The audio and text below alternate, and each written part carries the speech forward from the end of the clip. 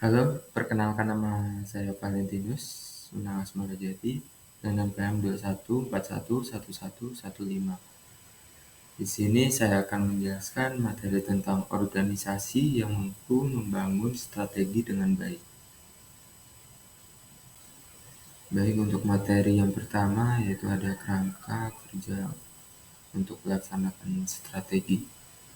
Dalam proses pengeksekusi atau mengimplementasikan strategi selalu diikuti dengan proses memilih teknik, tindakan-tindakan serta perilaku yang lebih spesifik guna menunjang lancarkan operasi yang mendukung strategi perusahaan. Yang dilanjutkan dengan tindak lanjut secara operasi yang mendukung strategi perusahaan yang dilanjutkan dengan tindak lanjut untuk memastikan segala hal terselesaikan dan berujung pada hasil yang baik. Selanjutnya, membangun organisasi yang mampu melaksanakan strategi. Pengimplementasian strategi perusahaan yang baik sangatlah bergantung pada SDM yang kompeten atau latar belakang tugas dan perannya. Dan yang lebih penting adalah bahwa untuk memastikan kesuksesan implementasi strategi perusahaan akan diperlukan satu tim manajemen yang solid dan kuat. Langkah awal dalam menghasilkan SDM yang terampil dan handal perlu adanya suatu perencanaan dalam menentukan karyawan yang akan mengisi pekerjaan yang ada dalam perusahaan yang bersangkutan.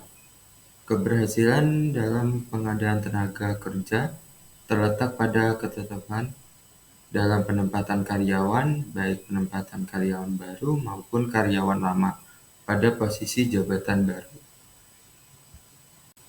Selanjutnya, penempatan sumber daya manusia dalam organisasi.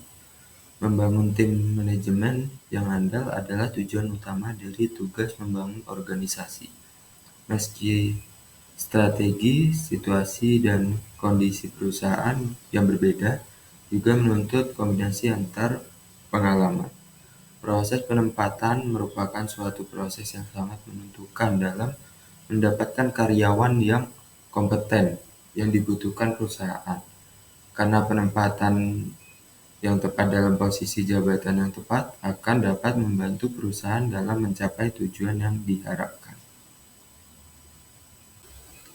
Prosedur penempatan pegawai berkaitan erat dengan sistem dan proses yang digunakan untuk mengetahui prosedur penempatan karyawan harus memenuhi persyaratan. Yang pertama, harus ada wewenang untuk menempatkan personalia yang datang dari daftar personalia yang dikembangkan melalui analisis tenaga kerja. Yang kedua, harus mempunyai standar yang digunakan untuk membandingkan calon pekerjaan. Yang ketiga, harus mempunyai pelamar pekerja yang akan diseleksi untuk disempatkan.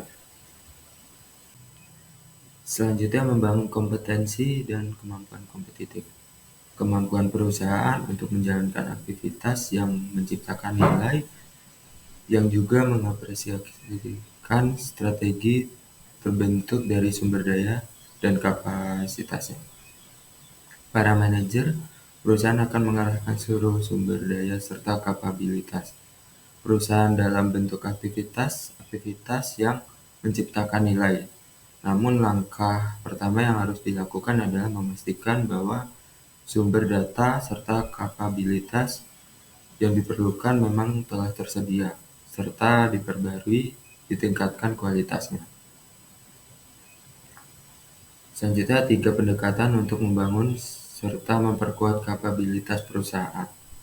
Yang pertama, mengembangkan kapabilitas secara internal. Yang kedua, memperoleh kapabilitas melalui merger atau akuisisi.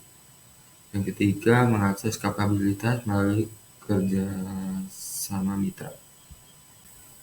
Strukturisasi upaya kerja untuk mempromosikan mengimplementasikan strategi perusahaan yang berhasil, yakni 1. Memutuskan aktivitas-aktivitas mata rantai nilai yang mana akan dijalankan secara internal dan mana yang harus diambil dari luar. Yang kedua, menyelaraskan struktur organisasi dengan strategi perusahaan.